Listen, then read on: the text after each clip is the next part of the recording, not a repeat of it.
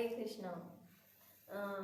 आज हम ये जैव धर्म का श्रीला भक्ति विनोद ठाकुर ने ग्रंथ लिखा है, इसका आज हम 17 चैप्टर स्टार्ट करेंगे। और इससे पहले हम थोड़ा सा गुरु वर्ग को प्रणाम करके, आचार्य वर्ग को प्रणाम करके थोड़ा सा कीर्तन करते हैं।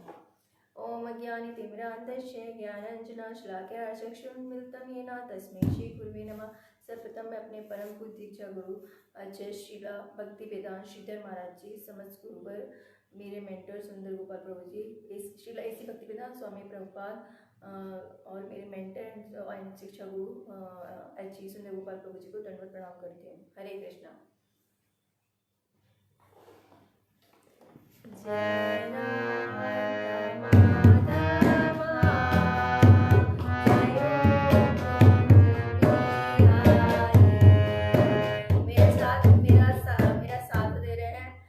जगन्नाथ प्रभु जी मृदंग पे।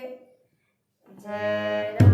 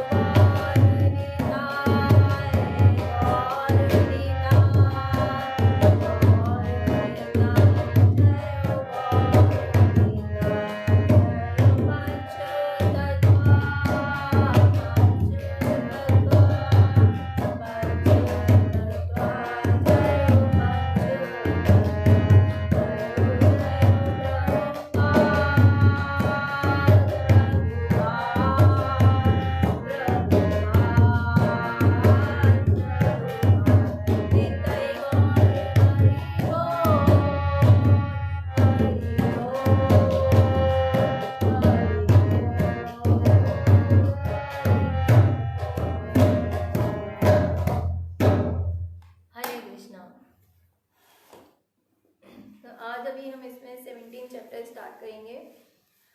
इसमें हमने देखा था कि जो बद्रीनाथ जी हैं वो रघुनाथ दास बाबा जी से क्वेश्चन कर रहे हैं और क्वेश्चन आंसर के फॉर्म में ही इसमें सारे तत्वों को समझाया है।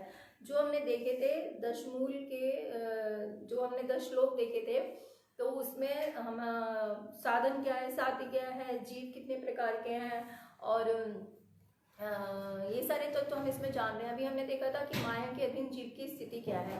अब इस चैप्टर में आगे कि कैसे जीव जो है वो माया से मुक्त हो सकता है और कैसे वो मुक्त अवस्था में आ सकता है, इसके बारे में बद्रीनाथ जी क्वेश्चंस करेंगे। लेकिन साथ में इसमें एक और स्टोरी चल रही है, वो है बद्रीनाथ जी की, क्योंकि बद्रीनाथ जी जो है वो डेली आते हैं मायापुर और वहाँ पे रघुनाथ दास बाबा जी से कथा सुनते हैं। अब बद्रीनाथ जी के घर में क्या हो रहा है, अब ये स्टोरी भी साथ में, क्योंकि इसमें स्टोरी में भी बहुत सिद्धांत छुपे हुए हैं, क्योंकि ये लिखा है शीला भक्ति विनोद ठाकुर ने, तो जिनको सप्तम गोस्वामी कहा जाता है। तो ऐसी तो उन्होंने कुछ लिखा नहीं है, तो जब इन्होंने साथ में एक स्टोरी भी लिखी चल रही है जो साथ में, उससे भी हमें बहुत कुछ सीखने को मिलता है। तो अब यहाँ पे है कि जब बद्रीनाथ जी, लास्ट हमने देखा था कि ऐसे माया के अधीन जीव की क्या स्थिति है, कौन सृष्टि कैसे निर्मित हो रही है, कौन कौन से तत्व हैं उसमें। तो उसके बाद जब वो सब सुनने के बाद जब वो घर आते हैं, अब यहाँ पे उनकी जो दादी हैं, जो उनकी पितामही हैं, उनको उनके विवाह की चिंता है। लेकिन जब वो उनसे विवाह की कुछ बातें करती हैं, लेकिन उनका मन उसमें लगता ही नहीं है, क्योंकि यहाँ पे हमें प्रभु जी समझा रहे थे कि जब एक हायर टेस्ट किसी को मिल जाता है तो लोअर टेस्ट अपने आप छूट जाता है, और जिसको वो रस लग गया फिर उसका इस संसार में मन नहीं लगता। तो अब बद्रीनाथ जी का जब साधुओं के साथ संग हो रहा है, जब वो जान रहे हैं कि जीव है क्या और उसका साधन क्या है, साध्य क्या है, उसका मतलब अल्टीमेट डेस्टिनेशन क्या है, अल्टीमेट एम क्या है, तो जब वो ये चीज़ समझ रहे हैं तो क्या हो रहा है कि अब उनका संसार में मन नहीं लगता, तो वो ध्यान नहीं देते। अब उनकी दादी जो, वो सोने चले जाते हैं और उनकी दादी जो है वो दुखी हो रही हैं। तो अब जब वो दुखी हो रही हैं तभी क्या होता है, बद्रीनाथ जी के एक मौसेरे भाई हैं वेड़ी माधव। वेड़ी माधव जो है उनकी ही जो बुआ की बेटी है, उनके साथ बद्रीनाथ जी के विवाह की बात चल रही है। तो अब यहाँ पे इनको वेड़ी माधव को भेजा गया है रिश्ता पक्का करने के लिए। तो वेड़ी माधव ने दादी से कहा कि ब्रज भैया के विवाह में देर क्यों हो रही है। तो दादी ने क्या बोला कि बेटा तू तो समझदार है, तू ही उसको समझा के राजी कर ले, वो राजी नहीं हो रहा विवाह के लिए। तो अब यहाँ पे दिखा है कि किस तरह से यदि हम अगर देखें संसार में, तो हम देखेंगे कि मोस्टली लोग तो कैसे हैं, भोग विलास में लिप्त और गृहस्थ वही हैं मोस्टली, और जो ब्रह्मचारी हैं वो तो बहुत कम हैं। ब्रह्मचारी जो भगवान ने कहा भी है, मनुष्य नाम सहस्रेषु की, बहुत कोई में से एक होगा जो उनको जानने की कोशिश करेगा, तो वैसे ही वो कम है। और यदि किसी को आसक्ति होती भी है भगवान के नाम से, भगवान को जानने से, तो क्या होता है उसको घर में मतलब घर में कोई भी, अगर घर में बेटा यदि कुछ भी गलत काम कर रहा है, मीन्स वो अगर ड्रिंक कर रहा है कॉलेज में और बाकी सारी गलत हरकत कर रहा है, तो पेरेंट्स खुश होते हैं कि हाँ हमारा बच्चा जो है वो प्रोग्रेस कर रहा है, एक स्टेटस सिंबल है सारे गलत काम करना। लेकिन यदि वही अगर माला जाप करने लग जाए तो पेरेंट्स को चिंता हो जाती है, अरे मेरे बच्चे को क्या हो गया, वो हाथ में माला लेके बैठा रहता है, कहीं संसार त्याग ना कर दे वो। अब इसमें मोस्ट ऑफ द जो हम देखेंगे लोग ऐसे ही हैं जो कि भगवान को त्याग के बैठे हैं, मतलब संसार को नहीं भगवान को त्याग के बैठे हैं। तो अब जब उनमें से कोई एक जाना भी चाहता है तो उसको रोकना नहीं चाहिए, क्योंकि वैसे भी अगर उसको फोर्स नहीं करेंगे, उसको नहीं बोलेंगे तो भी वो शादी तो करेगा कोई भी। तो अगर कोई किसी का मन जो है हायर टेस्ट में लग गया, भगवान के चरणों का चरणामृत उसे मिल गया और उनको तो मतलब, लेकिन सब क्या है यहाँ पे जगत में सब स्वार्थी हैं, वो सोचते हैं कि अगर हम फंसे हैं तो इसको भी फंसाएं इसमें, तो इसीलिए क्या करते हैं वो उसको नहीं शादी करो, नहीं तो हमारा वंश कैसे चलेगा, ये इस तरह से। और जैसे हमारे साथ में भी जैसे हम देखते हैं कई बार इस तरह की बातें होती हैं, यदि कोई जाना चाहता है भक्ति मार्ग पे, तो सबसे पहले तो रोड़ा जो उनके पेरेंट्स हैं, सगा संबंधी हैं, वही सबसे बड़े रोड़ा होते हैं कि अगर तुम ये शादी नहीं करेगा तो उसको मतलब उनको इनडायरेक्टली उनको इस तरह से बोला जाता है कि मैं सुसाइड कर लूँगा यदि तू शादी नहीं करेगा तो, या फिर ये कुछ बहुत सारी चीज़ें होती हैं इस तरह की।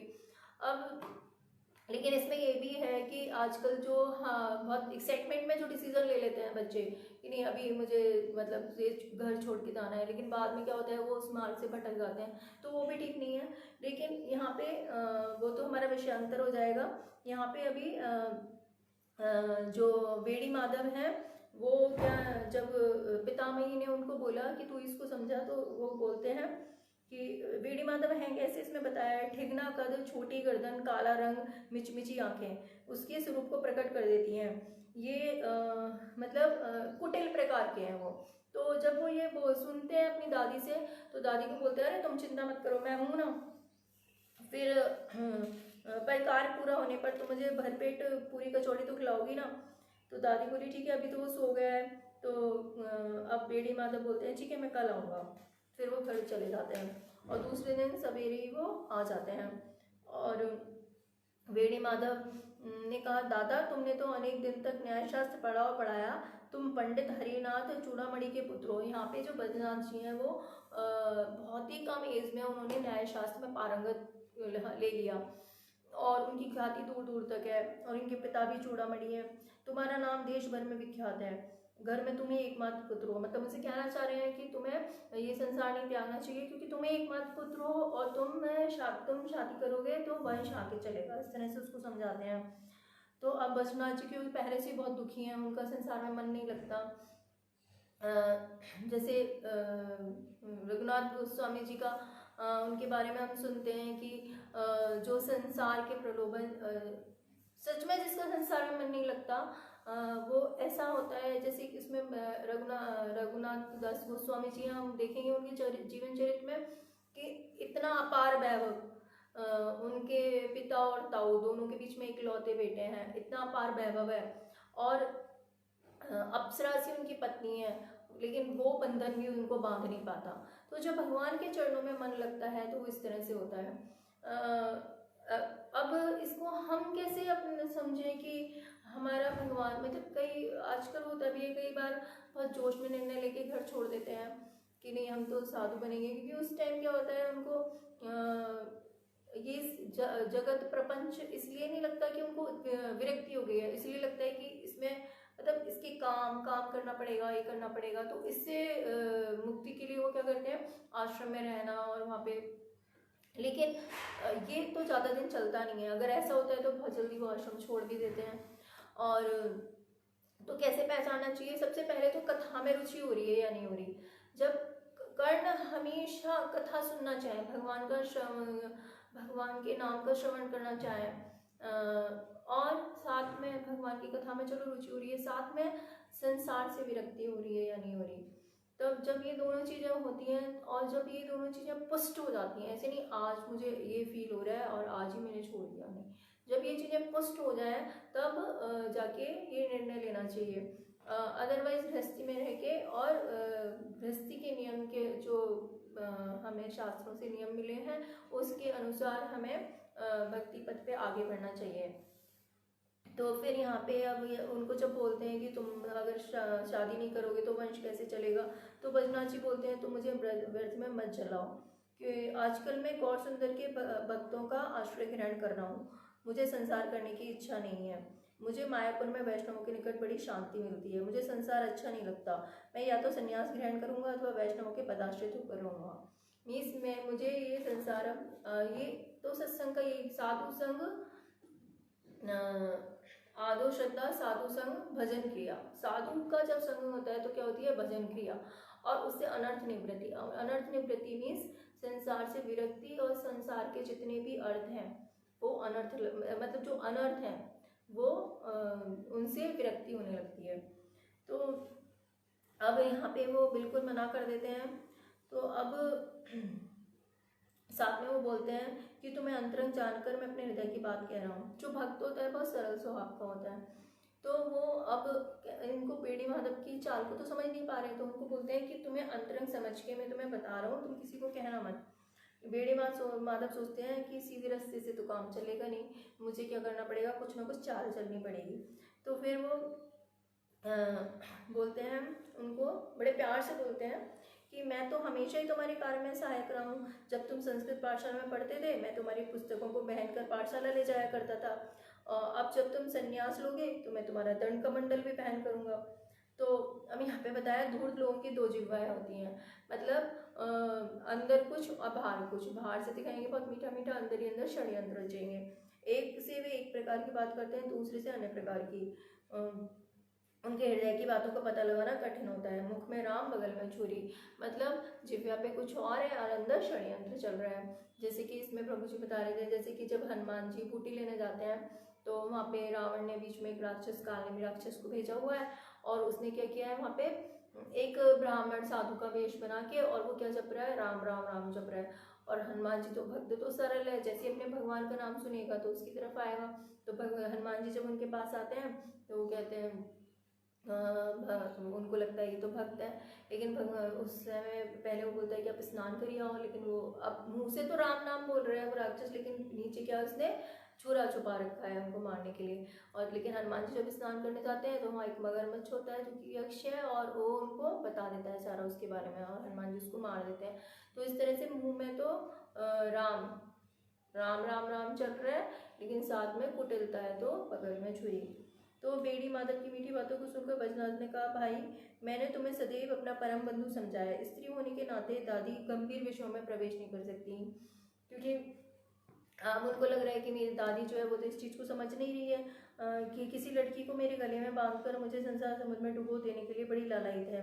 तुम उन्हें समझा बुझा कर रोको, मैं तुम्हारा चिरऋणी रहूँगा। तो बेड़ी माधव ने कहा, मेरे रहते हुए तुम्हारी इच्छा के विरुद्ध कुछ नहीं होगा। ऊपर से देखो, आप इतना अच्छे से दिखा रहे हैं ऊपर से कि मेरे से अच्छा तुम्हारा कोई मित्र ही नहीं है, तो ऊपर से दिखा रहा है कि मेरे होते हुए तुम्हारी इच्छा के विरुद्ध कुछ भी नहीं होगा। लेकिन एक बात तो बताओ कि तुम तो पहले ऐसे थे नहीं, न्याय शास्त्र में पारंगत थे, ऐसा हुआ क्या जो तुम्हें इस तरह की लगन लग गई, तो और संसार से तुम्हें विरक्ति हो गई।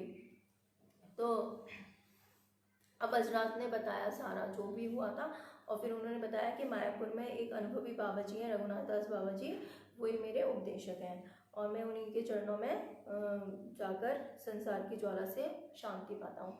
संसार हमें लगता है बहुत सुंदर है, हाँ, और क्योंकि हमारी जो छोटी छोटी भोग की अभिलाषाएं कभी कभी पूरी हो जाती हैं तो हमें लगता है ये बड़ा सुंदर है, और फिर उन्हीं की चाह में ये पूरी होंगी, उन्हीं की चाह में हम उसमें बंधे रहना चाहते हैं। लेकिन ये क्या है, अगर हम सोचे तो पल पल क्या कर रहा है, हमें जला रहा है।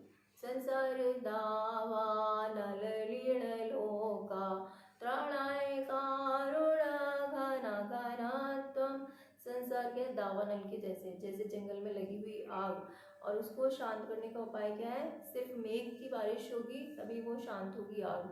वो क्या है, साधु संग। तो जो हमारा त्रिताप से जलता हुआ हमारा जो हृदय है वो केवल सत्संग से ही शांत हो सकता है।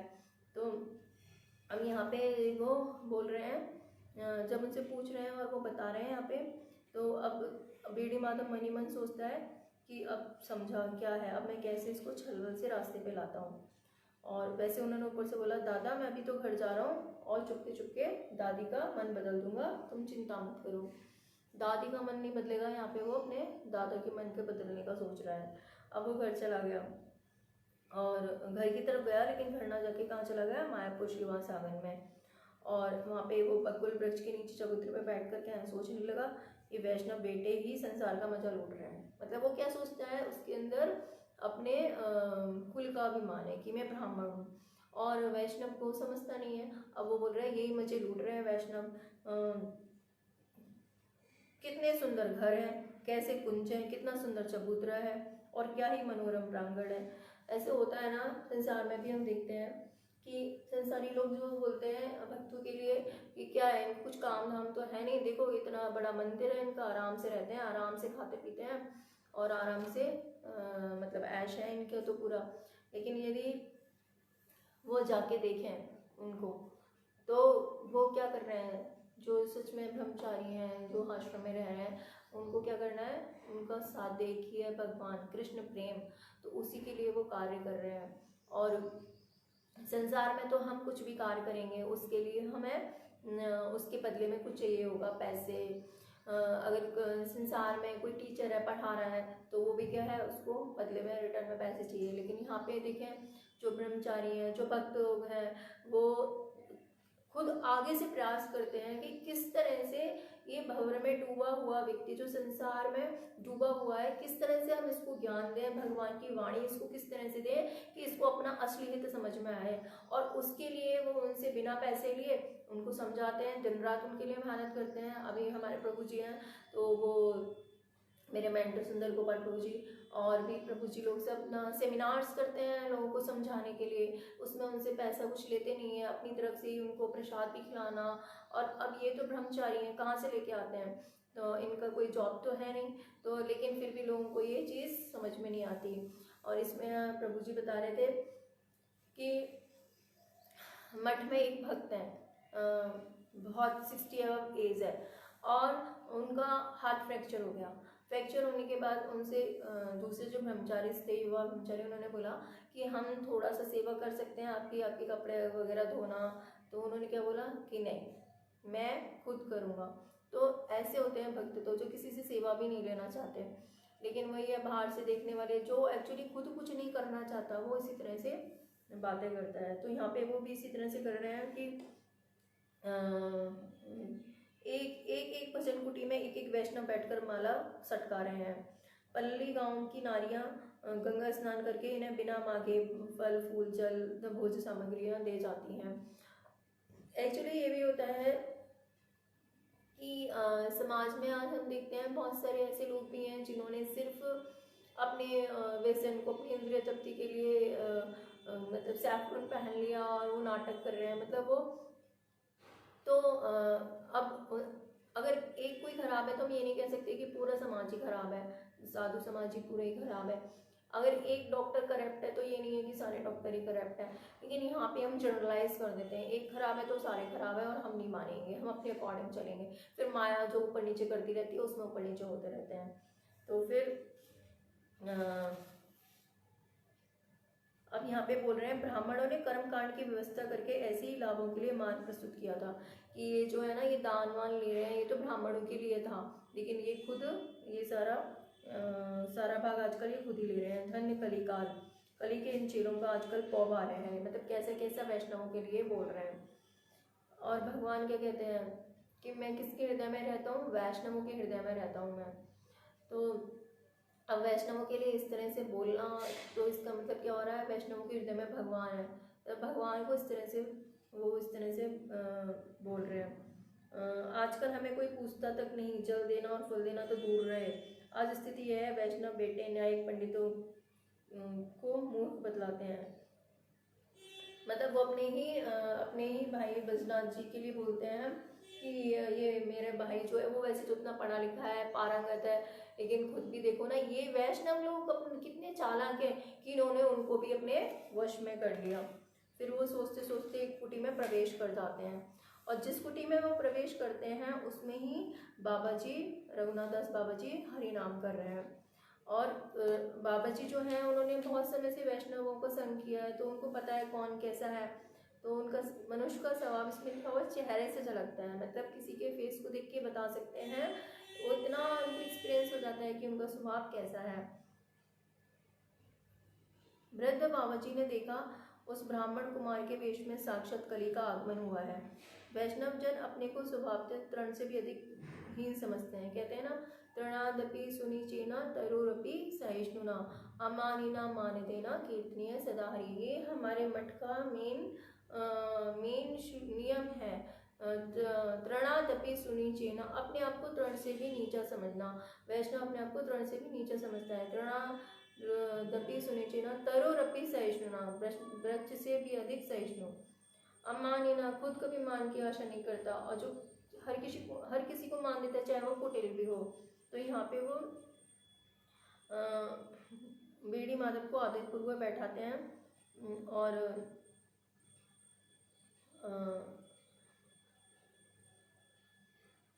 अब बेड़ी माधव देखो क्या कर रहे हैं, क्योंकि उनके अंदर क्या अभिमान है, मैं ब्राह्मण हूँ। तो वो अवैष्णव होने के कारण वैष्णव मर्यादा का उल्लंघन करके वृद्ध बाबा जी को आशीर्वाद देते हुए बैठे। वो वृद्ध बाबा जी को आशीर्वाद दे रहे हैं। बाबा जी मासी ने पूछा, बाबा तुम्हारा नाम क्या है, यहाँ पर किस लिए आए हो? अब उन्होंने जैसे पूछा तुम्हारा नाम क्या है, बाबा जी महाराज ने तुम शब्द दे सुनकर इनको क्रोध आ गया और अब बोले, अरे बाबा जी, क्या कौपीन पहन लेने से ब्राह्मणों के समान हुआ जा सकता है क्या? मतलब तुमने कौपीन पहन लिया तो तुम क्या ब्राह्मण समझ रहे हो अपने आप को? ऐसा तो खैर जैसा भी हो, मैं तुमसे पूछता हूँ, तुम लोग बद्रीनाथ को जानते हो? तो अब बाबा जी कहते हैं, क्योंकि भक्त तो बहुत सरल है, तो बाबा जी बोलते हैं, कृपा करके अपराध क्षमा करें, मुझ वृद्ध का वार दोष ना धरें। मतलब मेरे से बोलने में जो गलती हो गई है उसको नहीं माने, और बद्रीनाथ यहाँ कभी कभी आते हैं। तो बेड़ी माधव कहते हैं बद्रीनाथ जी के लिए ये आदमी सरल स्वभाव का नहीं है, 2-4 दिन आकर विनय आदि के द्वारा तुम्हें अपने वश में करके जो करना होगा करेगा, क्योंकि जो बेलपुकुर के जो ब्राह्मण हैं वो तुम्हारे व्यवहार से बहुत क्षुब्ध हैं। मतलब अब ये चाल चल रहे हैं यहाँ पे, बाबा जी को बद्रीनाथ जी के खिलाफ कर रहे हैं। उन लोगों ने परामर्श करके बद्रीनाथ को तुम्हारे पास भेजा है। तुम बूढ़े हो, जरा सावधान रहना, बीच बीच में तुम्हारे पास आकर उनके षड्यंत्र की खबर देता रहूंगा। मतलब क्या है, वहाँ पे जो ब्राह्मण है वो आपसे नाराज है, तो उन सब ने मिलकर एक षड्यंत्र रचा है और बद्रीनाथ भी उसका एक पार्ट है, तो वो इसीलिए तुम्हारे पास आ रहा है। और मेरे संबंध में तुम बद्रीनाथ से कुछ भी मत कहना, नहीं तो तुम्हारा और अधिक अनिष्ट होगा। और फिर वो बेड़ी माधव वहाँ से चले गए। अब यहाँ पे तो उन्होंने तीर चला दिया, अब किसके पास जाना है? बद्रीनाथ जी के पास, वहाँ पे भी तीर चलाना है। तो बद्रीनाथ जी के पास गए और बातों बातों में बोले, दादा आज मैं कार्यवश मायापुर गया था, वहाँ एक बुड्ढे को देखा। अब ये देखिए, ये है अवैष्णव के लक्षण कि किस तरह से एक भक्त को वो संबोधित कर रहे हैं। अब हमारे गुरु आचार्य वर्ग तो बहुत बहुत ऊंची चीज़ है, कोई भी वैष्णव जो है हमें उसे आदर पूर्वक उसको संबोधन करना चाहिए। तो अब यहाँ पे बोल रहे हैं, मैंने एक बुड्ढे को देखा था, शायद वही रघुनाथ दास बाबा जी होगा, उसके साथ बातचीत होते होते तुम्हारा प्रसंग भी छिड़ गया, उसने तुम्हारे संबंध में एक घृणित बात कही। अब यहाँ पे कैसे तीर चला रहे हैं, कैसे उनको उनके खिलाफ जो है वो भड़का रहे हैं। ऐसी घृणित बात कही कि वैसी बात कोई भी किसी ब्राह्मण के प्रति नहीं कह सकता। अंत में बोले, बद्रीनाथ जी को 36 जाति का जूठन खिलाकर उसकी भावना ही निकाल दूंगा। क्योंकि वैष्णव जो होते हैं, वैष्णव में तो कोई जाति होता नहीं है, उसमें तो हर तरह के ब्राह्मण भी है, क्षत्रिय भी है, शूद्र भी है, इवन मुसलमान भी हैं, जिन्होंने भी भगवान का चरणाश्रय ले लिया, वो कौन है? वैष्णव है, जो विष्णु को मानते हैं। तो अब बोल रहे हैं कि 36 जाति का जूठन खिला के, इन सब का जूठन खिला के उसकी भावना ही निकाल दूंगा। छी, तुम जैसे विद्वान व्यक्ति को ऐसे आदमी के पास जाना उचित नहीं है, इससे ब्राह्मण पंडितों की प्रतिष्ठा धूल में मिल जाएगी। बेड़ी माधव की बात सुनकर बद्रीनाथ बड़े आश्चर्यान्वित हुए। वैष्णवों के प्रति उनके हृदय में जो श्रद्धा का भाव था, अब यहाँ पे देखिए, ऐसा नहीं है जब उनको भड़काया जा रहा है तो उनके अंदर जो श्रद्धा का भाव है वो कम हो गया, बल्कि यहाँ पे क्या हो रहा है, वो यहाँ पे कह रहे हैं कि उनके अंदर जो श्रद्धा का भाव था और ज़्यादा बढ़ गया, और दूना हो गया वह, क्योंकि उनको ये चीज़ समझ में आ गई, क्योंकि बहुत इंटेलिजेंट है वो, और फिर अभी साधु संग कर रहे हैं तो उनको समझ में आ गया है कि यही ढूंढता है। तो अब वो क्या बोल रहे हैं इनसे पीछे छुड़ाने के लिए कि अभी तुम जाओ, मैं अभी व्यस्त हूँ, कल बात करूँगा। फिर बेड़ी माधव चले गए।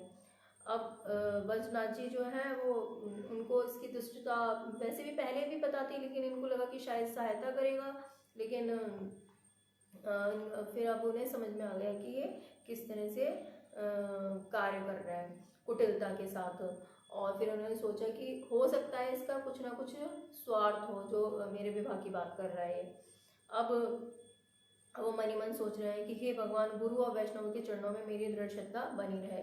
तो ये जो भक्त हैं, जो वैष्णव है, ये उनका गुण है, क्योंकि संसार में तो ये हो गई कि अगर हम किसी साधु का संग करेंगे तो क्या होगा कि जो आपके स्वजन ही हैं या जो भी हैं आपके मित्र बांधव, वो उनसे दूर करने के लिए उनके बारे में आपको गलत गलत बोलेंगे। तो ये तो बहुत दूर की बात है, संसार में अगर हम ऐसे सब स्वार्थ के रिश्ते हैं यहाँ पे। तो यहाँ पे कई सारे एग्जाम्पल्स प्रभु जी बता रहे थे, संसार में ऐसा होता है, बहन भाई जो होता है वो बहन के लिए गलत गलत बोल देता है, अपने स्वार्थ सिद्धि के लिए कोई कुछ भी कर सकता है। तो यहाँ पे अभी तो हम देखते हैं कलयुग अभी तो इतना बड़ा भी नहीं है कि केवल 5000 साल हुए हैं, तो अभी हम देखते हैं कि कितनी भयावह स्थिति है कि कोई भी रिश्ता जो है वो पवित्र नहीं रह गया। तो लेकिन और वैसे भी हम देखें तो सारे रिश्ते जो है यहाँ पे वो स्वार्थ।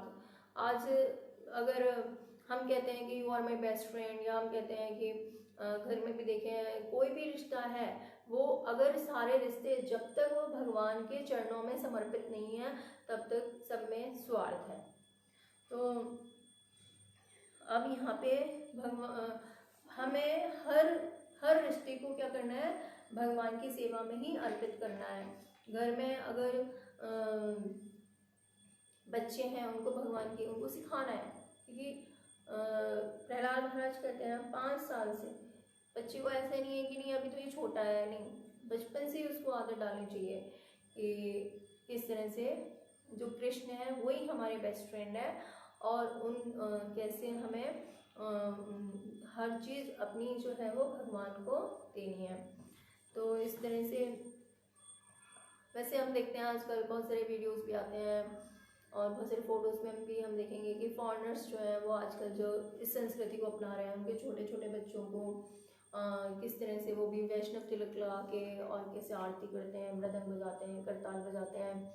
तो इस तरह से ही हमारे घर का भी एनवायरनमेंट होना चाहिए। फिर यहाँ पे अब वो प्रार्थना करते हैं कि गुरु चरणों में अगर इस तरह से मुझे कुटिलता का सहारा ले रहा है, मुझे भड़का रहा है, लेकिन मेरी श्रद्धा जो है वो डिगमगाए नहीं।